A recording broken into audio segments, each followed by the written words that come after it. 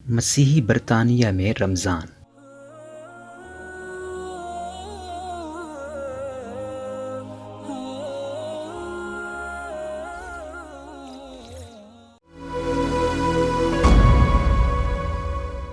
Senior صحافی شفیع نقی جامعی لکھتے ہیں کہ ہر سال کی طرح اس سال بھی برطانیہ میں رمضان مبارک کے نام پر تمام بڑے سپر سٹورز میں رمضان پیکیجز کی دھوم ہے۔ عید مبارک کی پرکشش جھنڈیوں، رنگ برنگے ریبنز تلے یہاں سے وہاں تک، قطار اندر قطار، دو رو یا شیلفوں میں اسپیشل پیکیجز کی بھی بھرمار ہے کہ جن میں اوپر تلے ڈھنگ سے لگی وہ تمام اشیاء خورد و نوش موجود ہیں جو رمضان میں بکثرت استعمال ہوتی ہیں۔ اہم بات ان تمام چیزوں کی بکثرت موجودگی نہیں، بلکہ اہم ترین بات یہ ہے کہ ان تمام اشیاء کی قیمتوں میں کم سے کم 15 سے لے کر 35% تک کٹوتی کر دی گئی ہے، بلکہ جتنا بڑا پیکیج اسی اعتبار سے مزید اور بھی کٹوتی۔ سعودی، قطری، خلیجی، مصری اور اردنی کھجوریں دیکھیں جن کی گٹھیاں نکال دی گئی تھیں اور بڑا سا پلاسٹک کا کانٹا اوپر رکھ کر نفاست کے ساتھ ایئر ٹائٹ پیکنگ کی گئی تھی کہ جس میں کھجور کی قدرتی نمی، لوچ اور تازگی تک برقرار رہے۔ چنے کی دال اور سفید کابلی چنوں کا ایرانی، افغانی اور پاکستانی ایئر ٹائٹ پیک میں بند بیسن دیکھا اور انہی شیلفوں میں پاؤڈر کی مانند پسی ہوئی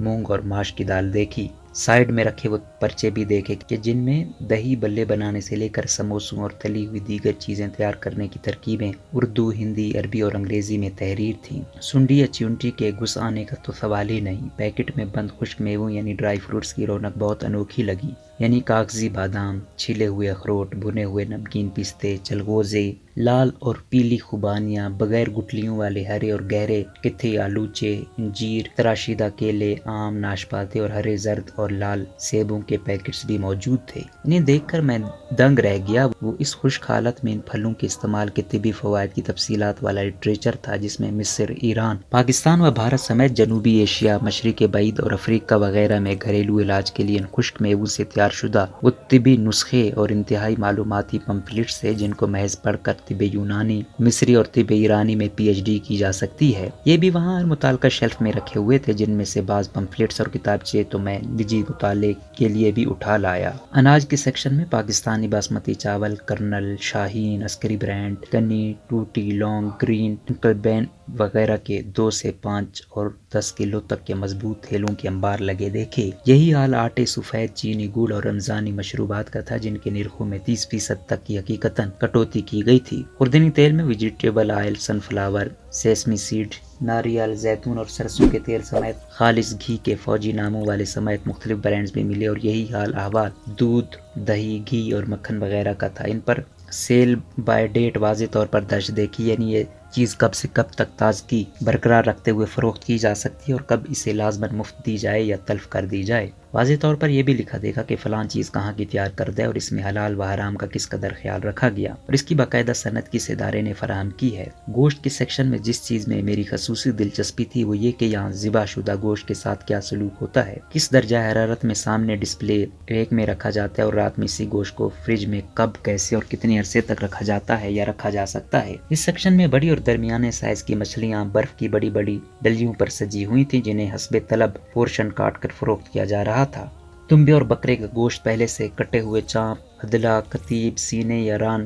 کا ہڈی اور بغیر ہڈی والا گوشت، اس طرح سے چربی، چکنائی اور پردے یا چیچڑے والے قیمے اور بغیر چربی، چکنائی اور بغیر پردے والے روکھے قیمے کی الگ الگ ٹریز لگی ہوئی تھیں۔ ان پر ان کے دام واضح طور پر لکھے نظر آئے۔ ہر ریک میں نیلگو یعنی جراثیم کش فلورسنٹ لائٹس اور تھرمومیٹر بھی لگے ہوئے تھے، گویا ایسا صاف ستھرا گوشت کے ویجیٹیرین بھی منہ میں پانی بھرے کن اکھیوں سے دیکھے اور سوچے کہ کاش میں ویجی نہ ہوتا۔ مسیحی ریاست برطانیہ میں پارلیمانی نشستوں کی تقدیر و نتائج بدل کر رکھ دینے والی مؤثر مسلم آبادی والے بڑے شہروں میں رمضان پیکیجز کے بارے میں لکھنے کو اور بھی بہت کچھ ہے۔ مثلا رمضان ریڈیو کے متعدد خصوصی لیسنز اور 10 میل کے علاقے میں لائیو تراویح سمیت خصوصی نشریات وغیرہ، اور پاکستان میں خاص کر رمضان میں قیمتوں پر کیسی آگ برس رہی ہے اور کیوں برس رہی ہے اور کون کون بیجا ذخیرہ اندوزی سے حرام خوری کر رہا ہے، اور برطانیہ کے رمضان پیکیجز کے ساتھ موازنہ میری کوشش ہوگی کہ 2 ہفتوں بعد کروں، لیکن فی الوقت یہاں ہیتھرو ایئرپورٹ کے پاس آسلو کے علاقے میں قائم فری اوپن کچن کا تذکرہ ضروری سمجھتا ہوں۔ 8 دسمبر 2018 میں اپنے آغاز سے لے کر اب تک بلا ناغہ روزانہ 12 بجے سے دوپہر 2 بجے تک اور شام 6 بجے سے رات 8 بجے تک مفت گرم کھانا اور مشروبات فراہم کرتا ہے، جسے قطار باندھ کر حاصل کرنے والوں میں رنگ و نسل، مذہب و مسلک سے کوئی فرق نہیں پڑتا۔ سینکڑوں کی تعداد میں غریب و نادار، بے گھر اور کم آمدنی والے صدقہ جاریہ سے فیض یاب ہوتے ہیں۔ ہر ہفتے 500 مرتبہ روزانہ گرم کھانا، میٹ، ویجیٹیبل، نان یا پاستا فراہم کرنے والی اس اوپن کچن کے خالق چودھری عرفان شاہد کی اس فلاحی انقلاب کا ذکر خیر لوکل کونسلرز، اراکین پارلیمان اور مقامی مساجد کے توسط سے برطانوی پارلیمان میں بھی پہنچا ہے۔ اس ون مین آرمی نے دیگر فلاحی اداروں اور تنظیموں کے بھی مہمیز لگائی ہیں۔ لوگوں کی جانب سے بھی احتیاط فراہم کرنے میں کمی نہیں ہے اور فیملیز کے لیے اسپیشل ایونٹس کا اہتمام کرتے رہنے کے سبب بھی بچے اپنے کھلونے اٹھانے اور والدین خوردنی اشیاء اور مشروبات تھیلے بھر بھر کر لے جاتے دکھائی دیتے ہیں۔ ان کے چہروں پر طمانینت کا اظہار اور ایک عجیب سی مسکراہٹ ہوتی ہے۔ لگتا ہے محبت اور انسانی اخوت کا ایک زمزمہ ہے جو لگاتار بہہ رہا ہے، اور جانے کتنے ہی غریب خاندان ہیں جو فیضیاب ہو رہے ہیں۔ روزنامہ قدرت کی ویڈیو دیکھنے کے لیے ابھی YouTube چینل پر سبسکرائب کریں اور بیل آئیکن پر بھی کلک کریں۔